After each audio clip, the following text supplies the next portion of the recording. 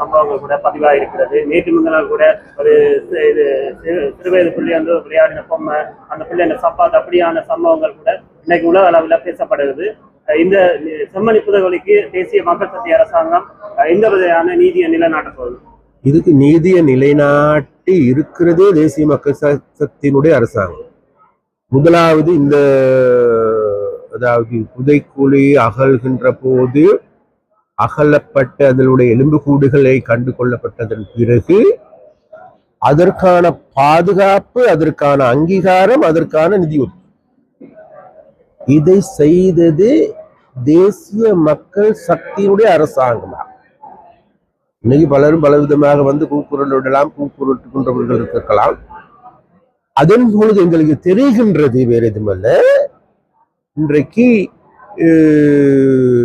என்ன இந்த இதுகளை அகழ்வு செய்கின்ற போது மேலும் பல எலும்புக்கூடுகள், மனித உடல்கள், மனித எச்சங்கள் வந்து கொண்டிருக்கும். அது சிறு குழந்தைகளாகவும் இருக்கலாம், அல்லது பொம்மைகளாகவும் இருக்கலாம், பெரும் மனிதர்களாகவும் இருக்கலாம், யுவதிகளாகவும் இருக்கலாம். இதுதான் யதார்த்தம். அந்த கடந்த 30 வருடங்களாக நிகழ்ந்த யுத்தத்துடைய அழிவு யதார்த்தம் இதுவாகும். அந்த வகையில் அதே போன்றதொரு யுத்தத்திற்கு, அதே போன்றதொரு அழிவுக்கு முகம் கொடுத்தவர்கள் என்ற வகை மக்கள் விடுதலை முன்னணியான எங்களுடைய சகாக்கள், எங்களுடைய தலைவரான ரோஹண விஜய் வீரா உள்ளிட்ட 60,000க்கு அதிகமான சகாக்கள் கொல்லப்பட்டார், புதைக்கப்பட்டார், டயர் போட்டு எரிக்கப்பட்டார்.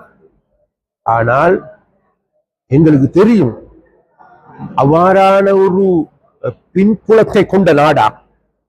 அப்ப அந்த பின்புலத்தின் கீழ் கடந்த காலங்களில் இங்கு நடந்த செயல்கள் என்பது அது கொடுமையானது. அது அதாவது நிச்சயமாக அந்த அந்த அந்த அந்த வகையான அநீதிகளுக்கு நீதி கிடைக்க வேண்டும் என்பதில் மாற்று கருத்துக்கு இடமில்லை. அந்த வகையில தான் அண்மையில இலங்கைக்கு விஜயம் செய்த மனித உரிமை ஆணையகத்தினுடைய தலைவர் ஆணையாளர் வந்த பொழுதும் கூட நாங்கத்தான் மிக தெளிவாக சொல்லியிருந்தோம். ஏண்டா இன்றைக்கு பிணங்களை அல்லது எலும்பு கூடுகளை ஆய்வு செய்வதற்கு ஆய்வு கூடங்கள் எங்களிடம் இல்லை, அதற்கான காபன் எங்களிடம் இல்லை, அதற்கான காபன் கொப்பி எங்களிடம் இல்லை. அவ்வாறான ஆய்வுகள் செய்கின்ற வெளிநாடுகளுக்கு அனுப்பி அதை ஆய்வுகள் செய்து முடிவருகின்ற பல வருடங்களாக. அதனால் நாங்கள் ஆணையாளரிடம் கேட்ட, நீங்கள் உண்மையிலேயே இதற்கெல்லாம் நீதி கூடிய சீக்கிரம் கிடைக்க வேண்டும் என்று கருதுவீர்களாக இருந்தால், அதாவது மனித உரிமை ஆணைக்குழுவானது இந்த செம்மணி புதைக்குழியில இருந்தாவது ஆரம்பிப்பதற்கு, ரிசாந்தியின் உடலில் இருந்தாவது ஆரம்பிப்பதற்கு எங்களுக்கு தேவையான அல்லது மனிதர்களை படுகொலை செய்கின்ற நிறுவனங்களாக இருக்கின்றவர்கள், மக்களை உலகத்தை அழிக்கின்ற நிறுவனங்களாக இருக்கின்றவர்கள், அதற்கு தலைமை தாங்குகின்றவர்களிடம் நாங்கள் கேட்டுக்கொள்வது வேறு எதுமல்ல, இந்த மனித எச்சங்களை பரிசோதனை செய்வதற்கு உரிய இயந்திரங்களை பெற்றுத் தாருங்கள். நாங்கள் துரிதமாக இதற்கு எதிரான நடவடிக்கைகளை நாங்கள் எடுக்கும்.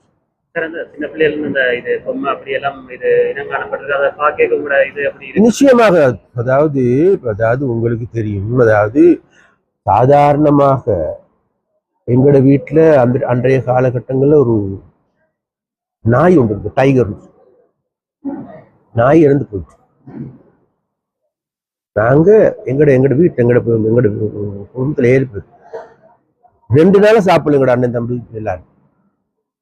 பிறகு எங்களுக்கு ஒரு பசுமாடு, நாங்க பிள்ளைகள் 7 பிள்ளைகளால அப்பா வளர்க்க முடியாதுன்னு சொல்லி வித்து போட்டாங்க. 2 நாள் அழுது அந்த மாடு வித்து. அது அந்த அளவுக்கான அதாவது புல் பூண்டுகளை, மிருகங்களை நேசிக்கின்ற பண்புடையவர்கள் தான் தமிழர்கள். அப்ப அந்த தமிழர்களுக்கு தாங்களுடைய குழந்தைகள் காணாமல் போகின்ற போது, குழந்தைகள் எலும்புகள் வெளியே வருகின்ற பொழுது எந்த அளவுக்கு மனவேதனை அடைந்திருப்பார்களோ அதை விட, என்னடா நாங்கள் சொல்லுகின்றோம், அந்த வேதனை கடந்த 76 வருட ஆட்சியின் போது நிகழ்ந்தது. இதற்கும் எங்களுக்கும் எந்த கடுகளவும் தொடர்புகள் கிடையாது. அதனால் எங்களுக்கு இருக்கின்ற கடப்பாடுதான் வேறு எதுவுமல்ல. மீண்டும் மீண்டும் புதைகுழிகளை தோண்டிக் கொண்டிருப்பதல்ல. இவ்வாறான புதைகுழிகள் மீண்டும் ஏற்படாதவார், இவ்வாறான கிருசாந்திகள் மீண்டும் உருவாகாதவார், அபகாரான கிருசாந்திகள் மீதும் பாதிக்கப்படாதவார், அபகாரான இசைப்பிரியாக்கள் மீண்டும் உருவாகாதவார், அபகாரி எங்களுடைய பிள்ளைகள் அவ்வாறு பாதிக்கப்படாதவார், மட்டக்களப்பில் இருந்த கோணேஸ்வரிகள் மீண்டும் உருவாகாதவார் பாதுகாத்துக் கொள்ள வேண்டிய பொறுப்பு கடப்பாடு எங்களுக்கு இருக்குது. அந்த வகையில் பொறுப்பு வாய்ந்த அரசாங்கம் என்ற வகையில் மக்களுடைய துன்பத்தில் அதைவிட துன்பப்படுகின்றவர்களாகவே நாங்கள் இருக்கோம்.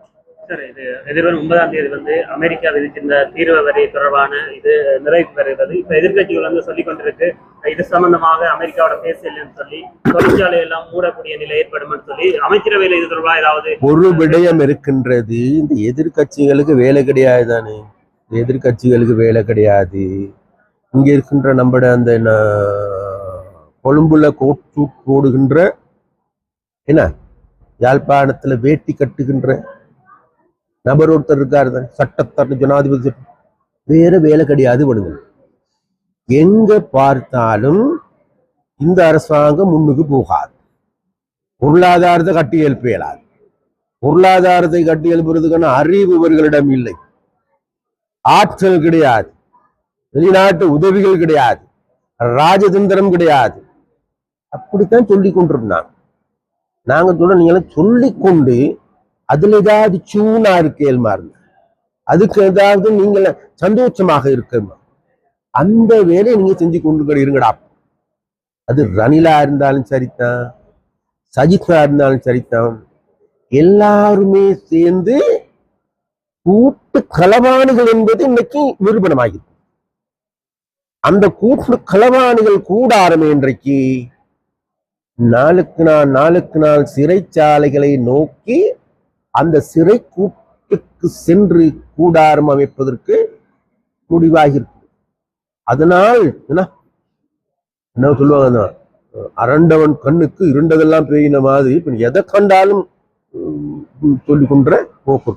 அந்த வகையில் இன்னைக்கு விசேடமாக அமெரிக்காவால் விதிக்கப்பட்ட இருக்கின்ற அந்த வரியிலிருந்து எங்களை பாதுகாத்துக் கொள்வதற்கும் அமெரிக்க அரசாங்கத்தோடு நாங்கள் பேச்சுவார்த்தை நடத்தி பல தடவைகள் பேச்சு நடத்திருக்கோம். வாஷிங்டனுக்கு சென்று பேச்சுவார்த்தை நடத்திருக்கின்றோம், இங்கிலீஷ் நாங்கள் பேச்சுவார்த்தை நடத்திருக்கின்றோம்.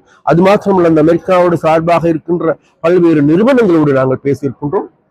எங்களுக்கு நாங்கள் நினைக்கின்றோம், எங்களுக்கு நியாயமான நீதியான முடிவு ஒன்று கிடைக்கும் என்று நாங்கள் எதிர்பார்க்கிறோம்.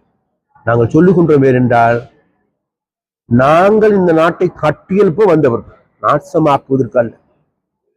அதனால் மக்களிடம் நாங்கள் சொல்லுகின்றோம், நாட்டை கட்டியெழுப்புவதற்காக தங்களை அர்ப்பணித்துக் கொண்டிருக்க அரசாங்கத்தை பார்த்து எள்ளி நகையாடுகின்ற எதிர்கட்சிகளுக்கு மக்கள் பதில் சொல்லுவோம்.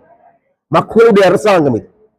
அப்ப அந்த மக்களுடைய அரசாங்கத்தை வீழ்த்துவதற்கு, அதை குறை சொல்வதற்கு அருகதை இல்லாதவர், கடந்த காலத்தில் மக்களுடைய பிரச்சனைகளை தீர்ப்பதாக கூறிக்கொண்டு மக்களை கொள்ளையடித்தவர்கள், நாட்டை சூறையாடியவர்கள் இன்றைக்கு சிறைச்சாலைக்கு போகின்ற வேகத்தை பார்க்கின்ற போது எங்களுக்கு நன்றாக புலப்படுகின்றது, தெரிகின்றது.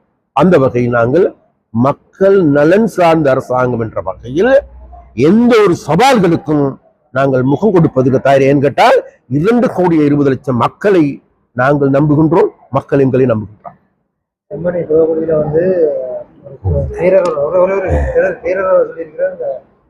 ராணுவத்தின் சடலங்கள் அது சம்பந்தமா உங்களோட கருத்து ஊடக சந்திப்பு சொல்லியிருக்கு.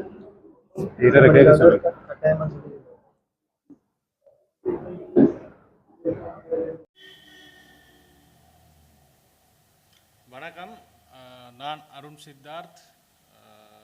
நாங்கள் இன்று இந்த ஊடக மாநாட்டில் பேச வேண்டிய முக்கியமான விடயம் என்னென்னா, இந்த ஊடக மாநாட்டுக்கான காரணம், கடந்த 27ஆம் தேதி வெள்ளிக்கிழமை நாம் இருவரும் துணுக்காய் பிரதேசத்தில் இயங்கியதாக நம்பப்படுகின்ற புலிகளின் வதை முகாம் ஒன்றை பார்வையிடுவதற்கு சென்றிருந்தோம்.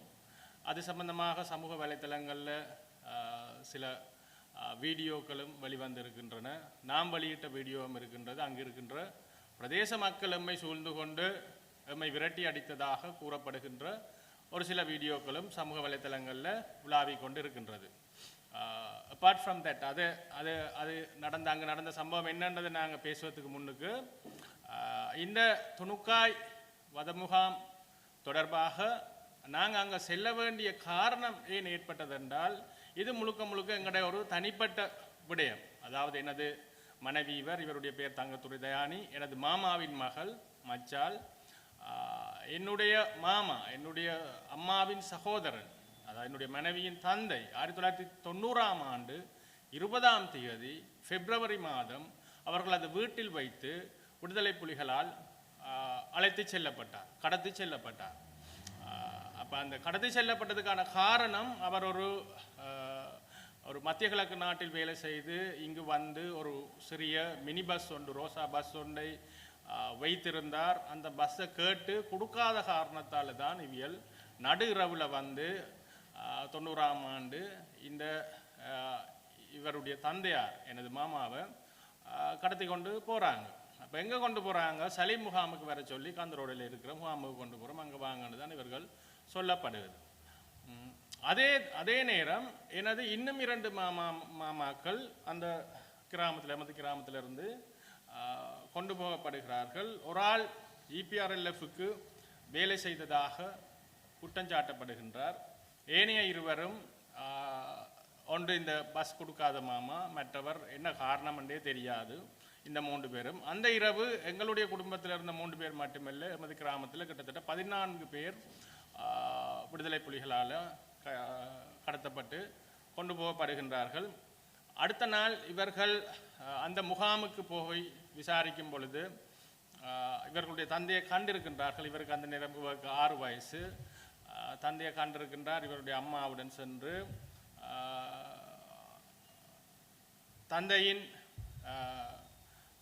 தந்தையுடன் பேசிய பின்னர் தந்தை சில பேரை சொல்லியிருக்கின்றார். ஊரில் இருக்கிற ஒரு சில பேர்கிட்ட பேரை இவர்கிட்ட போய் சொல்லுங்க, அவையால் புலிகளுடன் நெருக்கமானவர்கள், எப்படியாவது என்ன விடுவிப்பார்கள் என்று இவையால் அவையிட்ட போய் சொல்லியிருக்கணும். அடுத்த நாள் திருப்பி போயிருக்கணும். அடுத்த நாள் அங்கு அவர் இருக்கவில்லை. மேலதிக விசாரணைகளுக்காக அவர் துணுக்காய்க்கு அனுப்பப்பட்டதாக அந்த முகாமில் இருக்கின்ற பொறுப்பாளர் அந்த சலீம் என்பவர் சொல்லியிருக்கின்றார். அதுக்கு பிறகு இவையல் மனித உரிமைகள் ஆணைக்குழு, ICRC போன்ற சர்வதேச நிறுவனங்கள் எல்லாத்துக்கும் அறிவித்திருக்கின்றார்கள். GS லெட்டர் இருக்குது, 90ஆம் ஆண்டு GS கொடுத்த லெட்டர் இருக்குது. அதுக்கு பிறகு காலத்துக்கு காலம் இவர்கள் ICRCயால் கொடுக்கப்பட்ட கடிதங்கள் இருக்கின்றது. அதுக்கு பிறகு காணாமல் போனவர்கள்ட கொடுக்கப்படுகின்ற சர்டிஃபிகேட் இருக்குது. இதெல்லாம் அவர்கிட்ட இருக்குது. அப்போ இவ்வாறு இருக்கும் காலகட்டத்தில் அந்த துணுக்காய் முகாமில், அந்த சித்திரவதை கூடத்தில் இவருடைய தந்தையுடன் இருந்த ஒருவர், தப்பி வந்த ஒருவர் பின்னர் நாங்கள் சந்திக்கின்றோம். அவர் சொல்லுகின்றார், எங்கள்கிட்ட இப்படி நானும் அந்த முகாமில் இருந்தேன், உங்களுடைய தந்தையும் அங்கே தான் வைக்கப்பட்டிருந்தார் அண்டு எங்களுக்கு அந்த முகாம் குறித்த தகவல்கள் தரப்படுது, லொக்கேஷன் சரியாக. பிறகு இன்னும் ஒரு ஆள் எங்களுக்கு வெளிநாட்டில் இருந்து அவர் ஒரு புத்தகமே எழுதியிருக்கின்றார், அந்த முகாமில் இருந்து தப்பி வந்தவர். அந்த புத்தகம் எழுதியவர் எங்களுடன் தொடர்பு கொண்டு இந்த இடத்தை தருகின்றார். இதன் நிமித்தம் நாங்கள்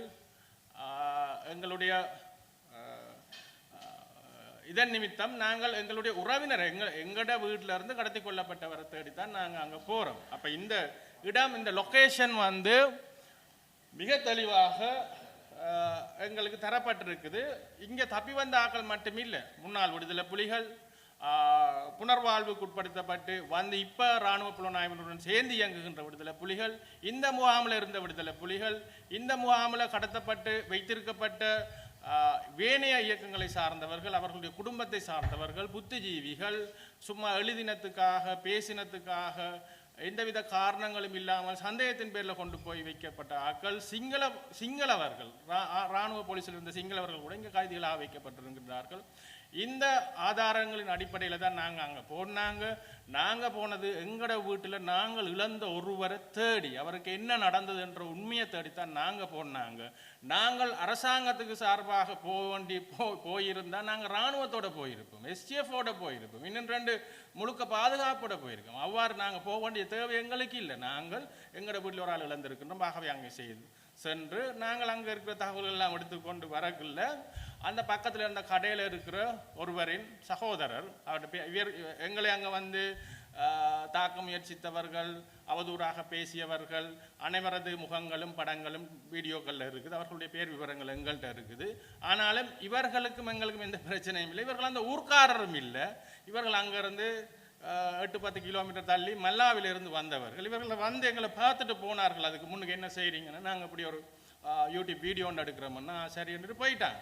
அவர்கள் போன பிறகும் 1 மணித்தியாலத்துக்கிட்ட அங்கே நின்று எங்களுடைய வீடியோ எல்லாம் நாங்கள் முழுமையாக எடுத்துட்டு தான் வழியில் வரக்குள்ள தான் இவங்க ஒரு 10 பேர் மோட்டர் சைக்கிளில் வந்தவங்க வந்து எங்களை தடுத்து நிறுத்தி அப்படியான அவர்களுடைய அந்த அந்த கதைகள் அது அது அது நாங்கள் பிறகு பேசுவோம். அப்போ இங்கே இருக்கல, இங்கே இராணுவ முகாம்தான் இருந்தது, இங்கே அந்த 90 காலகட்டங்கள் எங்கே எல்டிடி இருந்தது போன்ற சிறுபிள்ளைத்தனமான அவர்களுடைய கருத்துகளுக்கு வரலாறே தெரியாத வன்னியில் இந்த மாதிரி பல்லாயிரக்கணக்கான இளைஞர்கள் இவ்வாறு புலிகளால் கொண்டு செல்லப்பட்டாக்கள் கொஞ்சம் பேர் தான் அவையா.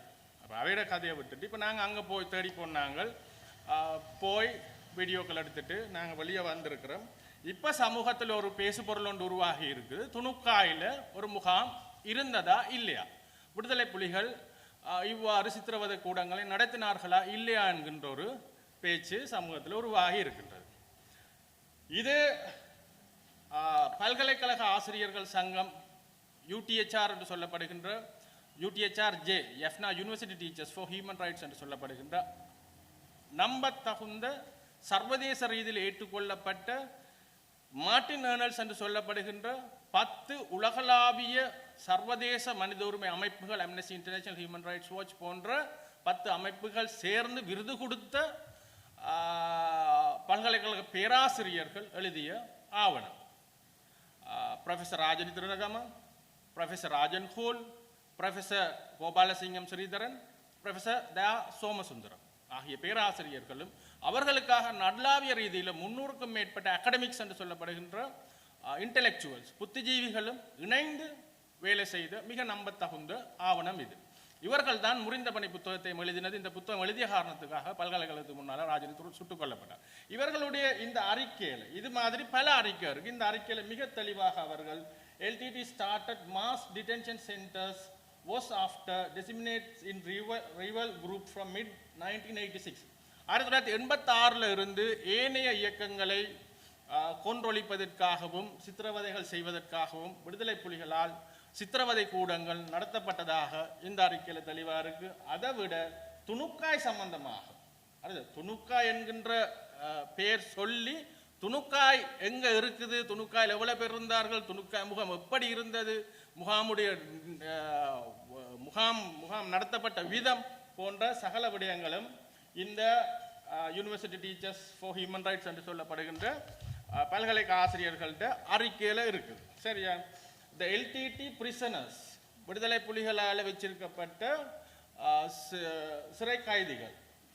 During much of 1990, the taking of prisoners was blatant. Ordinary members of the public were aware of it and much information was readily available.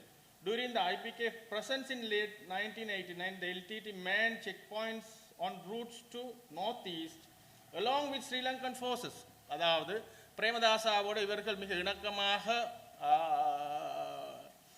இணக்கமாக இருந்த காலகட்டத்தில் தான் இந்த முகாம்கள் நடத்தப்பட்டிருக்குது.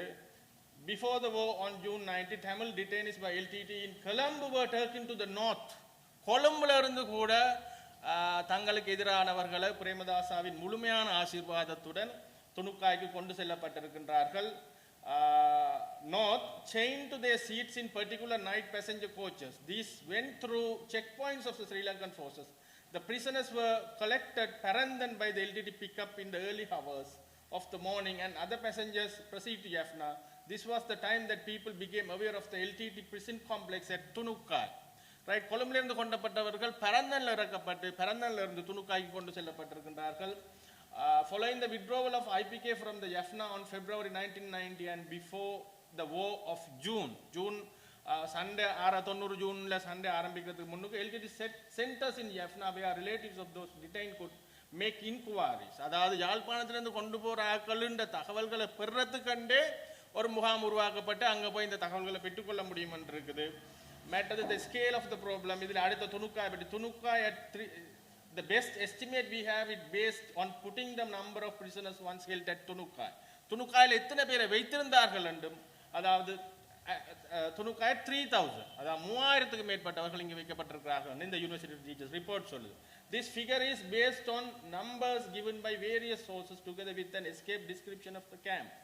அதாவது இந்த கேம்ப்ல இருந்து இந்த முகாமில் இருந்து தப்பி வந்தவர்கள் அந்த முகாமில் இருந்த முன்னாள் விடுதலை புலிகளால் தண்டிக்கப்பட்ட புலிகள் சரியா புலிகளுடைய தளபதிகளை கூட கொண்டே சிறைச்சாலையில் வச்சிருக்குது. அவர்கள் ஏனைய சர்வதேச தேசிய ஹியூமன் ரைட்ஸ் மனித உரிமை உறுப்பினர்கள் ஏனைய மாற்று இயக்க மனுஷொலிவியல் கொண்டு போனார்கள் அவர்களுடைய உறவினர்கள் புத்திஜீவிகள் இன்டலெக்சுவல்ஸ் சும்மா சாதாரண காரணங்களுக்காக தனிப்பட்ட காரணங்களுக்காக கூட இங்கு கொண்டு செல்ல இது ஒரு ரிப்போர்ட் இல்லை 3-4 ரிப்போர்ட் பிரீஃபா மிக ஆழமாக ஒவ்வொரு இவர்களுடைய அந்த சித்திரவதை கூடத்தை பற்றி மிக நுணுக்கமான அந்த கட்டிடத்தில் எத்தனை காவல் அரண்கள் இருந்தது எத்தனை பேர் காவலுக்கு இருந்தார்கள் என்கின்ற தகவல்கள் கூட இந்த ரிப்போர்ட்ல இருக்கு. ரைட். இது யூனிவர்சிட்டி டீச்சர்ஸ். இது அம்னஸ்டி இன்டர்நேஷனல் என்று சொல்லப்படுகின்ற சர்வதேச இன்றைக்கும் ஐக்கிய நாடுகள் சபையில பெர்மனன்ட் நிரந்தர அறிக்கை பீரோ வச்சிருக்கிறது. இவர்கள் சொல்றதுதான் ஐக்கிய நாடுகள் சபையை கேட்கிற சர்வதேச மன்னிப்பு சபையோட ரிப்போர்ட் இது. இந்த ரிப்போர்ட் இந்த சர்வதேச மன்னிப்பு சபை உறுப்பினர் 1991 ஜூன் மாதம் இலங்கைக்கு 2 கிழமை விசிட் பண்ணி அவர்கள் இலங்கைக்கு இந்த இடங்களெல்லாம் விசாரித்து இந்த இடங்கள்லாம் போய் பல நூறு பேரை பேட்டி கண்டு பல நூறு பேரை பார்த்த பிறகு வெளியிட்ட இந்த அறிக்கையில மிக தெளிவாக ரைட் துணுக்காய் முகாம் பற்றி சொல்லப்பட்டிருக்குது. LTT cadres particularly in the Jaffna area carry out arrest on various grounds including people alleged sympathizers of the revival Tamil group, cooperation with them, sympathy of cooperation with the IPKF during their stay in Sri Lanka, suspicious of providing information to the security forces, or refusal to pay contribution to the LTT. Amnesty International has also received information about the arrest of people as result of what appeared to be personal issues. சரியா தனிப்பட்ட காரணங்களுக்காக கூட மக்கள் கைது செய்யப்பட்டிருக்கா such as over land or marriage arrangements. காணி பிரச்சனை காதல் பிரச்சனை கல்யாண பிரச்சனை கூட இவர்கள் கைது செய்து கொண்டு போயிருக்கணும். And of people critical of the LTT விமர்சிக்கிறவர்கள். A number of people among the Muslim businessmen were also detained for ransom. கப்பம் கேட்டு காசு கொடுக்காமல் முஸ்லிம் வியாபாரிகள் வர்த்தகர்கள் கொண்டு செல்லப்பட்டிருக்கின்றார்கள் தமிழர்களும் கொண்டு செல்லப்பட்டிருக்கிறார்கள். One of the people interviewed by Amnesty International in June 1991 described how late one evening in April 1990 3 armed members of the LTT jumped over the wall around his house and ordered him to come with them for interrogation. They blindfolded him and took him on a van to what seemed to be in transit camp. He was held there for 9 days with an estimate 40-45 others. During this period he was never interrogated. On the 9th day he was transferred to Tunukkai Mulattivu district where one of the largest places of detention of the LTT at this time was established. Tunukkai LTT detention camp was situated in the former premises of Paddy Marketing Board stores. The majority of the prisoners were held in the large covered area which was divided into individuals. Right? அந்த இடம் அந்த துணுக்காயில சித்திரவதை கூடம் வச்சிருக்கப்பட்டது Paddy Marketing Board அதாவது net சந்தைப்படுத்தும் அதிகார சபைக்கு சொந்தமானது என்பது கூட இந்த சர்வதேச மன்னிப்பு சபையோட அறிக்கையில தெரிவிக்கப்பட்டிருக்குது. அப்ப துணுக்காய் சம்பந்தமான அறிக்கைகள் விரவி கிடக்குது. இது துணுக்காயிலிருந்து தப்பி வந்த ஒருவர் என்று கனடாவில் வசிக்கின்றார். அவர் அந்த காலகட்டத்திலேயே எழுதின ஆயுதங்க மேல் காதல் கொண்ட மனநோயால் என்ற புத்தகம். அதே மாதிரி இந்த அறிக்கை Vietnam LTT run Vietnam style torture camp இது அந்த முகாமிலிருந்து தப்பி வந்த ஒரு போலீஸ் அதிகாரி எழுதின அறிக்கை. அந்த போலீஸ் அதிகாரி இன்னும் உயிருடன் இருக்கின்றார். சரி, அப்படி இது பல்வேறு தரமான பல்வேறுபட்ட அறிக்கைகள் எங்கள்கிட்ட இருக்குது. இதை நாங்கள் நிரூபிக்கிறதுக்கு. ரெண்டாவது, காலகட்டத்தை இவர்கள் சொல்கின்றார்கள். அது 90களில் 91களில் விடுதலை புலிகள் எல்லாம் காட்டுக்குள்ளே போயிருந்தார்கள் என்று. இப்போ சொல்கிறார்களுக்கு நாங்கள் சொல்லுவோம், வரலாறை போய் அப்பன் ராசா வடிவா படித்து கொள்ளுங்க. 88ஆம் ஆண்டு டிசம்பர் மாதம் 18ஆம் தேதி பிரேமதாசா அவர்கள் நடந்த இலங்கையில் நடந்த தேர்தலில் வெற்றி பெற்று ஜனாதிபதியாக 19ஆம் தேதி அறிவிக்கப்படுகிறார். 89ஆம் ஆண்டு ஜனவரி மாதம் கண்டி தலதா மாளிகையில் இவர் சத்தியப்பிரமாணம் செய்கின்றார். அந்த தனது கன்னியுரையிலேயே இவர் விடுதலை புலிகளை பேச்சுவார்த்தைக்கு அழைக்கின்றார். இங்கால தென்னிலங்கையில் ஜேபிட கிளர்ச்சி நடந்து கொண்டு 2 தரப்பையும் பேச்சுவார்த்தைக்கு அழைக்கின்றார். கிட்டத்தட்ட 15 நாட்கள் கழித்து விடுதலை புலிகள்கிட்ட லண்டன்ல இருந்து ஃபேக்ஸ் பண்ணினோம், நாங்கள் பேச்சுவார்த்தைக்கு தயாரண்டு, தங்களுடைய செக்யூரிட்டி, தங்களுடைய டிமாண்ட், அவர்களுடைய நிபந்தனைகள், அவர்களுக்கு என்னென்ன தேவை என்ற சம்பந்தமாக மேற்கொண்டு பேசுவோம் என்று ரஞ்சன் விஜயரத்ன ஒருதலை பட்சமாக யுத்த நிறுத்தத்தை அறிவிக்கிறார். யுத்த நிறுத்தம் அறிவிப்பது நூடாக இவர்களுக்கு அவர்கள் தெளிவாக சொல்கின்றார்கள், உங்களுக்கு என்னென்ன தேவை அவ்வளத்தை நாங்கள் செய்து தருவோம், நீங்கள் பேச்சுவார்த்தைக்கு வாங்கண்டு. அதுக்கு பிறகு 89ஆம் ஆண்டு ஜனவரி, பிப்ரவரி, மார்ச், ஏப்ரல், மே 89ஆம் ஆண்டா இந்த காலகட்டங்களில் மிக இணக்கமாக 9 ரவுண்ட் பேச்சுவார்த்தைகள் சுச்சரித்து எண்ணப்படுகின்ற பிரேமதாசோட வீட்டில் நடைபெறுகிறது. ஹில்டன் ஹோட்டலில் இவர்கள் தங்க வைக்கப்படுகிறார்கள். இவர்களுடைய முதலாவது கோரிக்கையாக இருக்கிறது, பிரபாரண்ட மனைவி பிள்ளைகள் நோர்வேயில் வெளிநாட்டில் ஒன்றில் தலைமறைவாக இருக்கிற அவர்களை தங்கள்கிட்ட கொண்டு தர சொல்லி வன்னிக்கு ஏலங்காவில் இலங்கை ஏலங்கா விமானத்தில் கொண்டு வரப்பட்டு இவர்கிட்ட கையளிக்கப்படுகிறார்கள். யார் ஆண்டன் பாலசிங்கம், எடேல் பாலசிங்கம் கொண்டு வரப்படுகிறார்கள். இராணுவத்தை யார் ஐபிகேஃப் இந்திய இராணுவத்தை முகாமுக்களில் இந்திய இராணுவத்தை 3 மாதத்துக்கு வெளியேறுமாறு பிரேமதாசாவால் கோரிக்கை விடப்படுகிறது. அதை ஏற்றுக்கொண்டு இராணுவம் போக தொடங்குது. இந்தியாவில் 89ஆம் ஆண்டு இறுதியில் தேர்தல்கள் மூலம் விபி சிங்கிட அரசு வருது. ஸோ இது பிரெட்மன் வீரக்கோன் என்று சொல்லப்படுகின்ற பிரேமதாசாட ஆலோசகராக இருந்தவர் எழுதின புத்தகம். மிக தெளிவாக நேரம், டைம் எல்லாம் போட்டு இதில் எழுதப்பட்டிருக்கு. எவ்வளவு சுதந்திரமாக அரசு ஆதரவுடன் 89களில் விடுதலை புலிகள் இயங்கினார்கள் என்றது இந்த புத்தகத்தில் இருக்கு.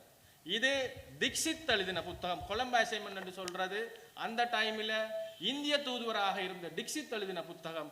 தீக்ஷித் மிக தெளிவாக சொல்றார், பிரேமதாசா இவர்களுக்கு காசும் கொடுத்து ஆயுதங்களும் கொடுத்து எவ்வளவு இந்த நாட்டில் சுதந்திரமாக 89, 90களில் புலிகள் இயங்கினார்கள் என்று இங்க தங்களுடைய அலுவலகங்களை மிக பகிரங்கமாக விடுதலை புலிகள் இயங்கி கொண்டிருந்தார்கள் அந்த டைமில். சரி, அப்போ இந்த ஆதாரங்கள் எல்லாத்தையும் வாசிங்கன்னு நாங்கள் கேட்டுக்கொள்ள. இந்த வரலாறு தெரியாமல் 89ல் எங்கே இருந்துச்சுன்னா 90ல் எங்கே இருந்துச்சுன்னா போன்ற கேள்விகள் கேட்குற சிறு பிள்ளைகளுக்கு சொல்கிறேன், நீங்கள் வாசிங்க, இல்லாட்டி வாங்க நீங்கள் டிபேட்டுக்கு, இதெல்லாம் நாங்கள் தாரம் உங்களுக்கு அடித்து எடுக்க வழி இல்லாட்டிக்கு வாசித்து தெரிஞ்சு கொள்ளுங்க. 89, 90களில் புலிகள் மிக ஆக்டிவாக பிரேமதாசாவோட இணைஞ்சு வேலை செய்து கொண்டிருந்தார்கள். ஆரம்ப காலங்களில் இந்திய இராணுவத்துடன் இணைந்து வேலை செய்து கொண்டிருந்தார்கள். 90களில் நடுப்பகுதிக்கு பிறகுதான் இங்கே அந்த யுத்த நிறுத்தம் உடைஞ்சு யுத்தம் ஆரம்பிக்கப்பட்டது. அது வரைக்கும் இவர்கள் மிக இலகுவாக தங்களோட வேலையை கொழும்புல இருந்து தங்களுக்கு பிடிக்காத ஆக்களை கைது செய்து கொண்டு வர அளவுக்கு பவர்ஃபுல்லாக இருந்தது தான் இந்த இது. அப்போ நாங்கள் ஆதாரங்கள் தந்திருக்கிறோம். இப்போ எங்களுக்கு தேவை என்னன்னா, எங்கட வீட்டில் புலிகளால் கொல்லப்பட்டவர்களுக்கு நியாயம் வேணும். எங்களுக்கு நீங்கள் செம்மணியில் தோண்டினாலும் சரி, வேற எங்கனையும் போய் அதை எங்கிட்ட கேட்காதீங்க. எங்கிட்ட அருண் நீங்க ஏன் செம்மணி தோன்ற நேரம் இதை பேசுறீங்கண்டா, பாதிக்கப்பட்ட நான் எப்ப இதை பேச வேணும் என்றதை முடிவு செய்யறது நான். நீ சொல்ற நேரத்துக்கு நான் கேட்க வேண்டிய அவசியம் இல்லை. எனக்கு எப்ப தோணுது, என்னால் எப்ப இந்த இதுக்கான இந்த அநீதிக்கான நீதியை பெற்றுக்கொள்ள முடியும் என்று நான் நம்புகின்றேனோ அந்த நேரத்தில் நான் கேட்பேன். இதை கேட்குறேன், இதை அருண் நீங்க இதை இப்ப நீங்க துணுக்காய பேசுனீங்கன்னா செம்மணி நீர்த்து போகும். எவ்வாறு நாங்கள் திருப்பி எப்படி செம்மணி நீர்த்து போகும்? என் ஜட்ஜ் சொல்ல போறாரு, அருண் துணுக்காய தோண்ட சொல்றாரு, அப்ப நாங்க இதை மூடி வச்சுட்டு அதை போய் தோண்டணும்னு சொல்ல போறேன். என்ன முட்டாள்தனமான கேள்வி சொல்லுங்க பாப்போம். பிறகு அதில் ஒரு இளைஞன் என்னட்ட வயிற்று தூக்கி காட்டி கேட்கிறார், நான் விடுதலை புலிகள்ல இருந்து நான் என்னையும் பலாத்காரமாக தான் கொண்டு போனது, இன்றைக்கு நீ பென்ஸ் கார்ல வந்திருக்கிற, நான் பிச்சை எடுக்கிறேன் என்னட்ட, நீ இதை கேட்க வேண்டியது என்னட்ட இல்லை, உன்னுடைய தலைவன்கிட்ட நீ போய் கேட்க வேண்டியது என்னட்ட இல்லை, உன்னை இந்த பலாத்காரமாக கொண்டு போனான இருக்கிறானே அவன்கிட்ட போய் கேள். குமரன் பத்மநாபன் கேள். இலங்கை விடுதலை புலிகள் 2வது தலைவராக இருந்த குமரன் பத்மநாபன் இன்றைக்கு 15-16 டிஃபெண்டரோட மிக சொகுசாக அரச பாதுகாப்புல வாழ்றாரு. அப்ப ஏன் அவர்கிட்ட நீங்க போய் கேட்கல? அது எவ்வாறு எந்த அரசாங்கம் வந்தாலும் அவரை தண்டிக்கல. அப்ப அவர் எப்படி உங்களுக்கு துரோகியாகாமல் போனார்? நாங்கள் எங்களுடைய உழைப்பினூடாக நாங்க வந்தோம். இப்ப பிரேமதாசாட்ட நீங்க காசு வேண்டேலும், பிரபாகரன் பிரேமதாசாட்ட காசு வேண்டேலும், பிரேமதாசாட்ட ஆயுதம் வேண்டேலும், இந்திய ராணுவத்தை வேண்டேலும், என்ன மஹிந்த ராஜபக்சட்ட வேண்டேலும், மாத்தியாவை காட்டி கொடுக்கலும், மாத்தியாவோட 700 பேரை கொண்டே கொலை செய்யலும். நீங்க எங்களுக்கு சைனிட்ட தந்துட்டு வெள்ளக்கொடியோட என்னத்துக்கு நீங்க போய் சரணடைஞ்ச? நீங்க உங்களுடைய தலைவர்கள் சரணடையலாம். வெள்ளக்கொடியோட போய் நடேசனும் புலித்தவன், நாங்க சைனட் அடிச்சு சாகவன், சூசைட மனைவியும் தமிழ்ச்செல்வன் மனைவியும் என்னென்னு வெளிநாட்டுக்கு போய் சொகுசா இருந்தான்னு நீ கேட்டிருக்கியா? என்னட்ட கட்ட நீ அவேட்டியில் போய் கேட்கணும். என்னென்னு நீங்க வெளிநாட்டுக்கு போனீங்க இவ்வளவு சொகுசா? 12,500 பேர் முன்னாள் விடுதலை புலிகள் புனர்வாழ்வு அளிக்கப்பட்ட வந்தாக்கள் இருக்கிறேன் தானே.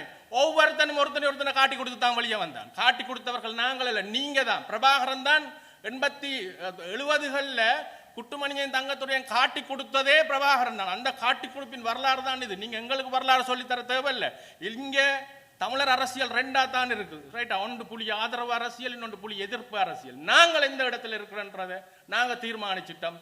புலிகளால் பாதிக்கப்பட்ட சகல பேரை நாங்கள் ஒன்றிணையுமாறு கோரிக்கை விடுக்கின்றோம். அல்ஃபிரட் துரைப்பால இருந்து, அமிர்தலிங்கத்திலிருந்து, சென்ட்ரல் காலேஜ் பிரின்சிபல்ல இருந்து, சென்ட் ஜோன்ஸ் பிரின்சிபல்ல இருந்து, இவ்வாறு வகதொகை இல்லாமல் செல்வியில இருந்து, ராஜினி திருநகமில இருந்து வகதொகை இல்லாமல் புத்திஜீவிகளும் சாதாரண மக்களும் படித்தவர்களும் கொன்றொழிக்கப்பட்டார்கள்.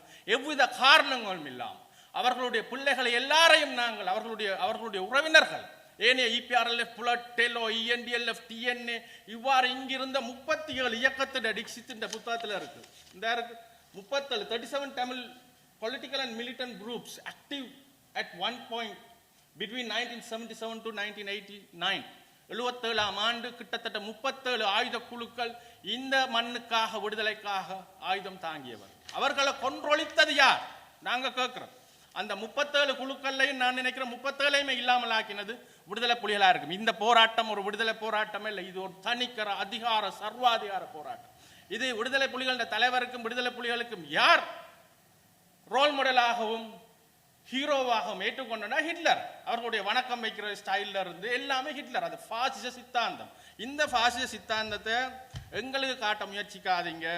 நாங்கள் எங்கட வீட்டில் காணாமல் ஆக்கப்பட்டாக்களை நாங்களும் தேடுறோம். நாங்கள் எப்போ தேடணும், எங்கே தேடணும்ன்றது நாங்கள் தான் முடிவு செய்கிறது. நீங்கள் எங்களுக்கு சொல்ல தேவையில்ல. இன்றைக்கு அரசாங்கம் தான் செம்மணியில் தோன்றுது, அரசாங்கம் தான் காசு கொடுத்துருக்கு செம்மணியில் தோன்றதுக்கு. புலிகள்ட காலத்தில் எங்களுக்கு வாய் துறக்கேலுமா? அப்போ அரச பணத்தில் தான் நீங்கள் தோண்டி கொண்டிருக்கிறீங்க. இன்னொன்று மெட்டது இன்னொன்று எங்கிட்ட அந்த சிறுபிள்ளைத்தனமான வாதம் உண்டு. நீங்கள் எப்படி அருண் ஒரு பயங்கரவாத இயக்கத்தையும் அரசு செய்த குற்றத்தையும் சமனாக்குறீங்க. அரசுகளுக்கு கூட பொறுப்பு இருக்குது. சரி, எங்களுக்கு இந்த பைலா கதையெல்லாம் தேவையில்லை. நாங்கள் சமனாக்கல் நாங்கள் சொல்கிறோம் விடுதலை புலிகள் வந்து செய்தது இன்னும் கூட. அரசு ஒன்றுக்கு எதிராக போராடுறதுக்கு வழிமுறை இருக்கு, சிஸ்டம் இருக்கு. அரசு ஒன்று காணாமல் ஆக்கினா எங்களுக்கு போராடலாம்.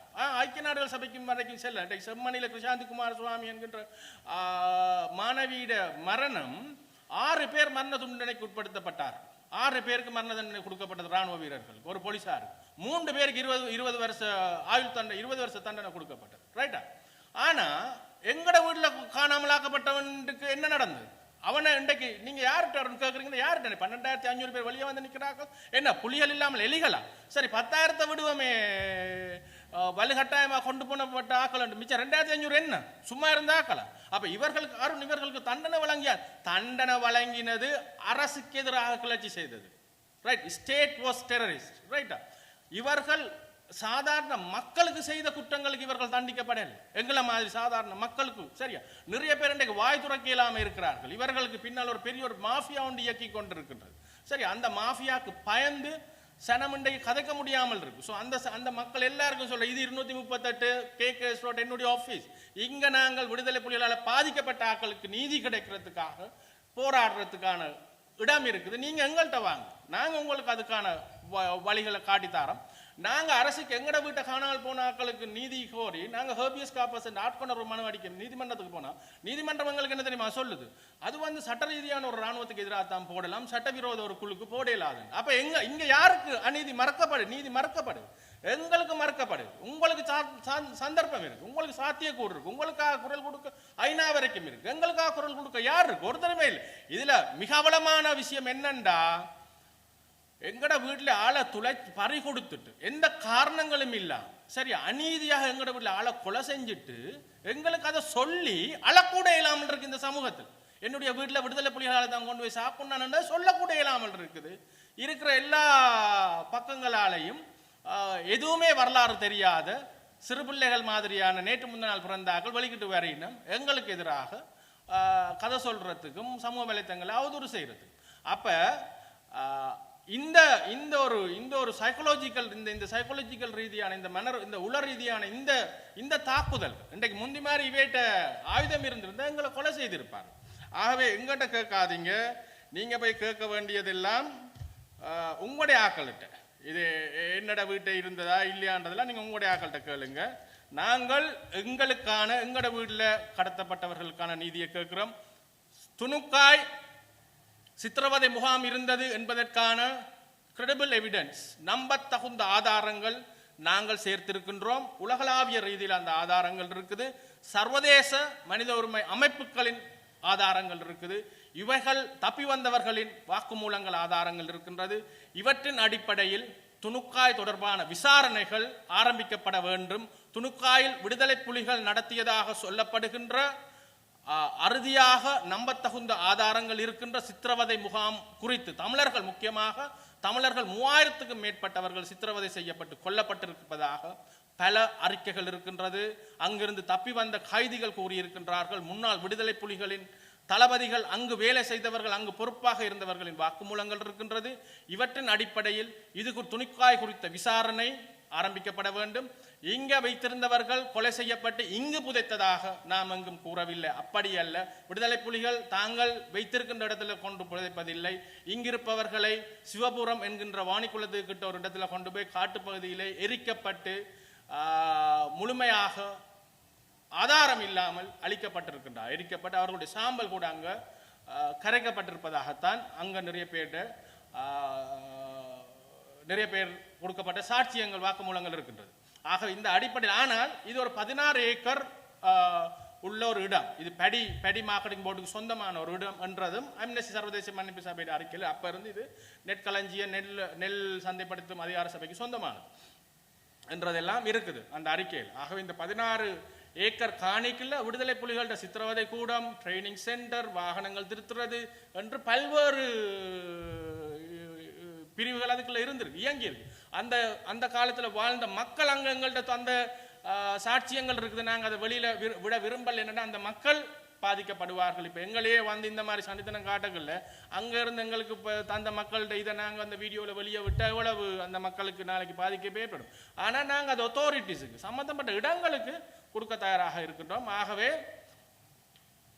துணுக்காய் குறித்து நியாயமான பக்கசார்பற்ற விசாரணை ஆரம்பிக்கப்பட வேண்டும் என்பதை நாங்கள் அரசாங்கத்துக்கு கோரிக்கை விடுக்கிறோம். துணுக்காய் மட்டுமில்லை, கச்சாய், கோப்பாய், வள்ளிபுணம், வட்டுவாகால், விஸ்வமடு போன்ற ஆல்ஃபா 2, ஆல்ஃபா 4, ஆல்ஃபா 5 என்று பல பெயர்களில் விடுதலை புலிகளால் சித்திரவதை கூடங்கள் நடத்தப்பட்டிருக்குது. இப்போ நாங்கள் இதை கையில் எடுத்த வடிவா அதிலிருந்து தப்பி வந்தாக்கள், அதை நடத்தினாக்கள், அதிலிருந்து விடுதலை புலிகளில் இருந்த முன்னாள் தளபதிகள் புற இப்போ இராணுவத்தோடு சேர்ந்து இயங்குகிறார்கள் என்று பல பேர் எங்களுக்கு வாக்குமூலங்கள் அளித்திருக்கின்றார்கள். ஆகவே இது ஒரு தொடக்க புள்ளியாக வைத்து அனைத்து அட்டூழியங்களும், இந்த மண்ணில் நிகழ்த்தப்பட்ட அனைத்து அட்டூழியங்களும் விசாரிக்கப்பட வேண்டும். முக்கியமாக இன்றைக்கு வரைக்கும் நீதி கிடைக்காமல் இருக்கின்ற விடுதலை புலிகளால் பாதிக்கப்பட்ட மக்களுக்கு நீதி கொடுக்க வேணும்.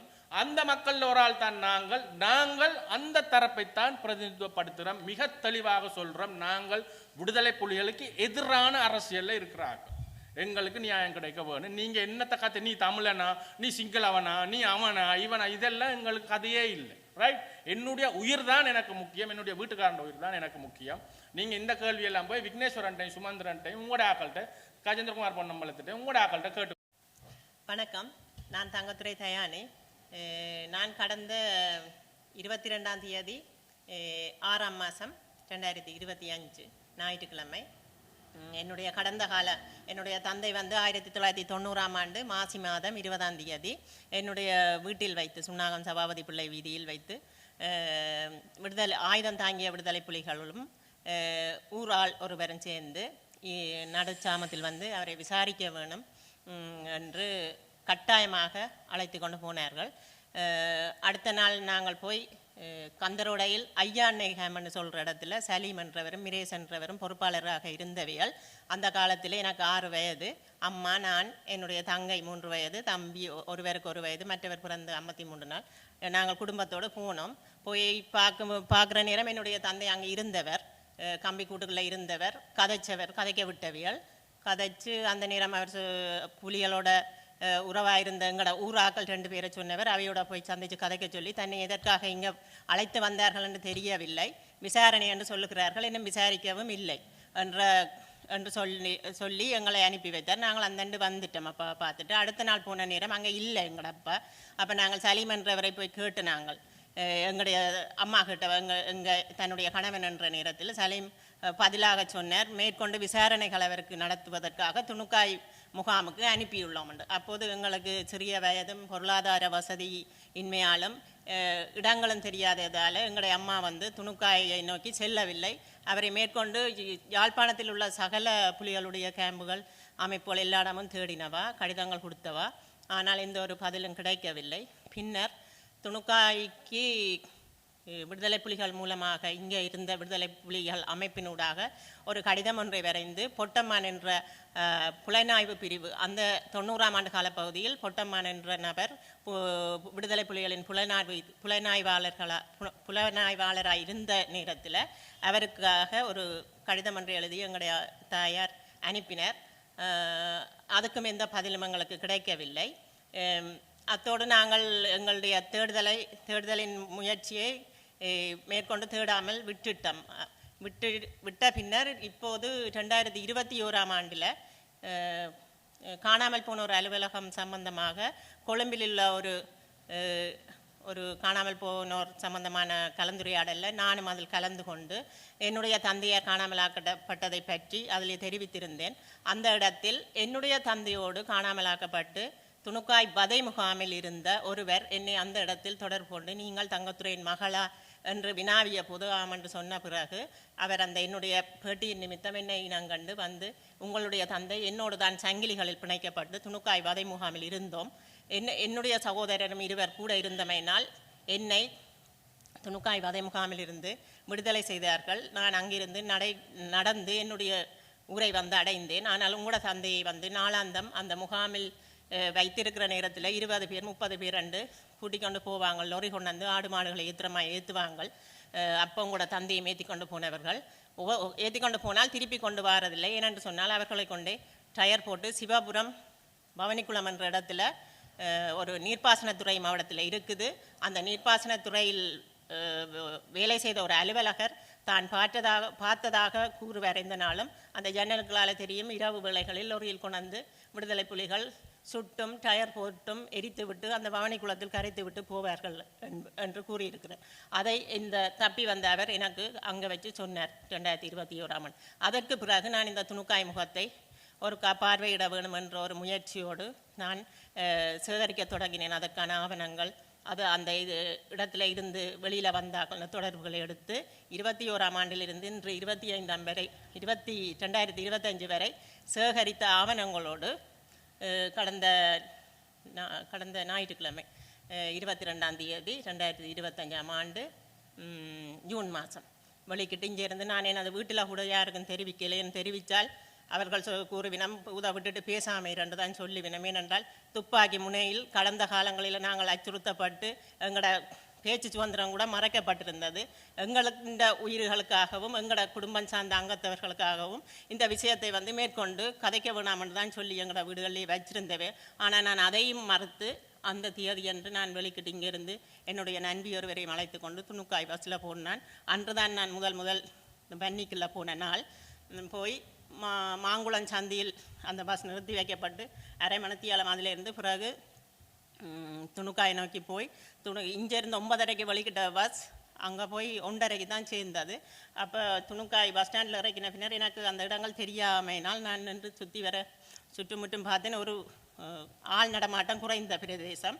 ஒரு கடை இருந்தது. அந்த கடையில் போய் கேட்டேன். இப்படி நான் கொண்டு போன தகவலின்படி அந்த மில் இருக்கிற இடமும் மற்ற நந்தகுமார் கிராமம் என்ற இடம் போகிற வழியை கேட்டு அவைகிட்ட அறிஞ்சேன். அவர் சொன்னார் இதாலான் போனேன். நான் ஒரு 200 மீட்டர் நடந்து போனேன். சரியான பயங்கரமாக இருந்தது. திரும்பி வந்தோம். நாங்கள் இருவரும் பெண்கள் என்றபடியால் திரும்பி வந்தும் கொஞ்சம் நேரம் நின்றுட்டு திரும்பவும் நடந்து ஒரு 500 மீட்டர் கடந்து போயிட்டோம். போன போது அதில் ஒரு 70 வயது மதிக்கத்தக்க ஒரு வயோதிபர் வந்தார் தண்ணி கேனோடு. அவருக்கு நான் போன விஷயத்தை மேலோட்டமாக சொன்னேன். அவர் முதல் தன்னோட வீட்டுக்கு அழைத்து கொண்டு போனார்.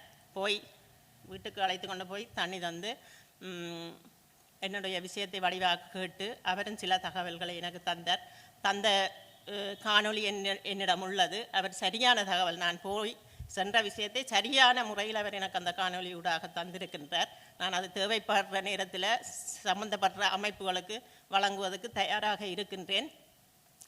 அப்போது அவர் திரும்பவும் என்னை அழைத்து கொண்டு வந்து 16 ஏக்கர் காணி, அவ்வளவும் விடுதலை புலிகளுக்குரிய காணி தான். இப்போது இருக்கிற வீடும் வந்து விடுதலை புலிகளுக்குரிய காணி தான். அவர் விடுதலை புலிகளுக்கு உரியதில்லை. அவர்கள் இந்த வதை முகாமை நடத்திய இடத்தில் தான் நாங்கள் இப்போது 23 குடும்பங்கள் வசித்து வருகின்றோம். ஒவ்வொருத்தருக்கும் 6 பரப்பு வழங்கப்பட்டிருக்கின்றது. இதெல்லாம் முந்தி விடுதலை புலிகளுடைய வதை முகமாகவும் கராச்சாகவும் பயிற்சி முகாமாகவும் பல்வேறு பிரிவுகளுக்கு அமைய இந்த இடம் அவர்களால் அவர்களுடைய கட்டுப்பாட்டுகள் இருந்தது என்பதை அவர் எனக்கு தெரிவித்திருந்தார். அதன் பின்னர் நான் அந்த வயோதிபரை அனுப்பிவிட்டு நான் உள்நுழைந்து போய் பார்த்தேன். எனக்கு உண்மையிலே அதுக்கு போக இல்லாமல் இருந்தது. ஏனென்றால் ஒரு பயங்கரமான பிரதேசம், குருவி காக்கான சத்தத்தை தவிர எதுவும் இல்லை. உள்ளுக்கு போயிட்டு எடுத்த கால் திரும்ப ஒரு அடி எடுத்து வைக்க பயமாக இருந்தது. என்றாலும் வந்துட்டேன், முழுமையாக பார்க்க வேண்டும் என்றிட்டு எனது கையில் இருந்த தொலைபேசியினூடாக சிறு காணொலி ஒன்றையும் எடுத்து புகைப்படங்களையும் எடுத்துக்கொண்டு வெளியில் வந்துட்டேன்.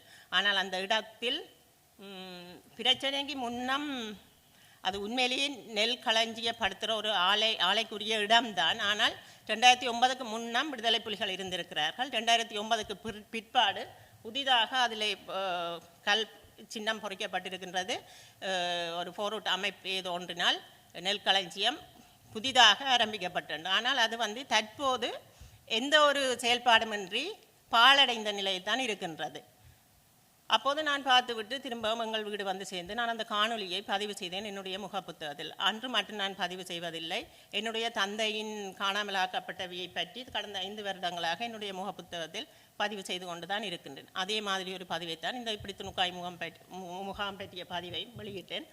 ஆனால் அதில் நிறைய பேர் என்னோட தொடர்பு கொண்டு அந்த இடத்தான் அவர்கள் உண்மையாக அது வதைமுகமாக இருந்ததாகவும் தாங்கள் அங்கே சிறை வைக்கப்பட்டிருந்த அனுபவங்களையும் என்னுடன் நிறைய பேர் பகிர்ந்து கொண்டிருக்கின்றார்கள்.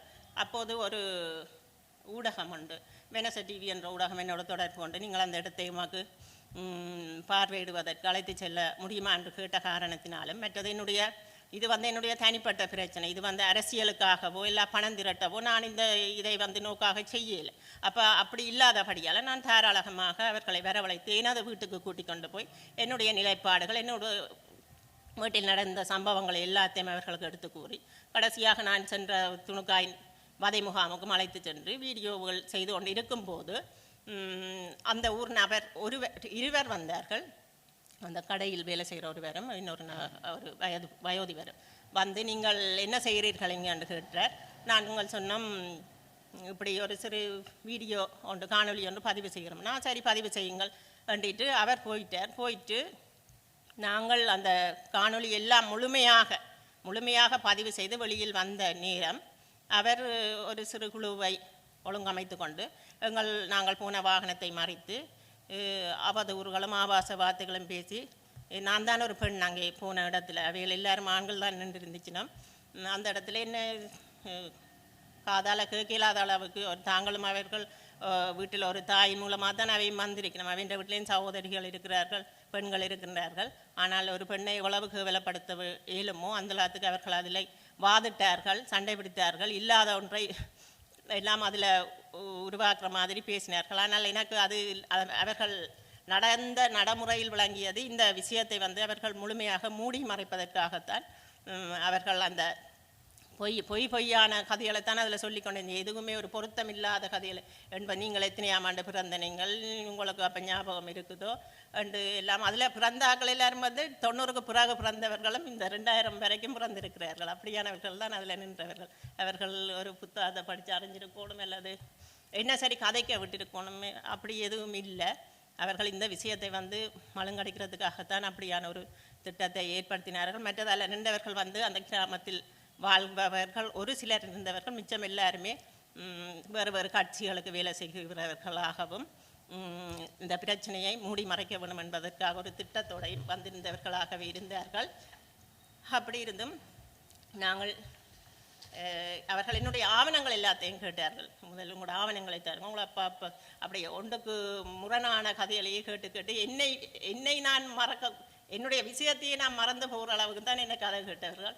ஆனால் நான் அரசியலுக்காக மற்றது பணம் திரட்டாண்டு போயிருந்தால் நான் உண்மையிலேயே மாறி மாறி கதை சொல்லியிருப்பேன். ஆனால் என்னுடைய வீட்டில் நடந்த என்னுடைய தந்தையை இழந்தன அது என்னால் மறக்க முடியாது. என்னுடைய கடைசி மூச்சு இருக்கும் வரைக்கும் எனக்கு அது மறக்க முடியாது. சகல அனுபவங்களும் என்னுடைய தலையில் இருக்கிறது. எப்படித்தான் நீங்கள் மாறி மாறி கேள்வி கேட்டாலும் நான் அதை பிழை இல்லாமல் சொல்லிக்கொண்டே இருப்பேன். அவர்கள் கடைசியாக கேட்டார்கள், காணாமலாக்கப்பட்ட சர்டிஃபிகேட் இருக்கு. நான் அதையும் காட்டினேன். அதை ஒரிஜினல் தான் கொண்டு போனேன், அதையும் காட்டினேன். அது வந்து போன வருடம் 2022 தான் எடுத்திருக்கேன்னு சொன்னார்கள். அது கூட அவர்களுக்கு தெரியாது. 2022 தான் காணாமலாக்கப்பட்டவர்களுக்கான பத்திரம் அரசாங்கத்தினால் வழங்கப்பட்டது. அதுவும் உங்களோட விருப்பத்துக்கு ஏற்றால் தான் அதை எடுத்துக்கொள்ளலாம். விருப்பம் இல்லாட்டி அதை எடுக்க வந்து நாங்கள் எங்களுடைய விருப்பத்தின்படி நாங்கள் அந்த பத்திரத்தை பெற்றுக்கொண்டோம். மற்றது நான் என்ன சொல்ல விரும்புகிறேன்டா, இந்த விஷயத்தை வந்து இதோடு நான் நிறுத்த போகிறதில்லை. என்னோட இப்போது துணுக்காய் வதை முகாமில் இருந்த ஆக்கள், மற்ற முன்னாள் விடுதலை புலிகள்னு சொல்லுற ஆக்கள், அந்த முகாமில் வேலை செய்த ஆக்கள், மற்ற அந்த ஊர் கிராமத்தாக்கள் என்று நிறைய பேர் நிறைய தகவல்களை தந்திருக்கிறார்கள். எல்லாரையும் சேர்த்து நான் இந்த விஷயத்தை மேற்கொண்டு விசாரணைகளை ஆரம்பிக்கப்படும் அளவுக்கு நான் கொண்டு செல்லுவேன். மற்றது துரியப்பா அமிர்தலிங்கம் அவேண்ட பிள்ளைகள் மாதிரி நான் ஒரு உயர்ந்த இடத்துல இருந்து வசதியாக இருந்து காசோட பணத்தோட இருந்து நான் வரையில் நான் ஒரு கிராமத்தில் வளர்ந்த நான். அப்படி இருந்து நான் என்னுடைய தந்தைக்காக போராடி கொண்டு இருப்பேன். என்னுடைய போராட்டத்தை யாரும் தடை செய்ய முடியாது. ஒவ்வொருத்தருக்கும் அந்த உரிமை இருக்கின்றது. நான் கடைசி நேரம் வரைக்கும் போராடுவேன். செம்மணி மனித புதைகுழி தொடர்பாக கடற்றொழில் அமைச்சர் ராமலிங்கம் சந்திரசேகர் கருத்து தெரிவித்தார். இதேவேளை மௌபிம ஜனதா கட்சியின் யாழ் மாவட்ட அமைப்பாளர் அருண் சித்தார்த்தின் ஊடக சந்திப்பு யாழ்ப்பாணத்தில் இடம்பெற்றது. இதன்போது அண்மையில் பேசுபொருளாகிய துணுக்காய் சம்பவம் தொடர்பாக கருத்து தெரிவித்தார்.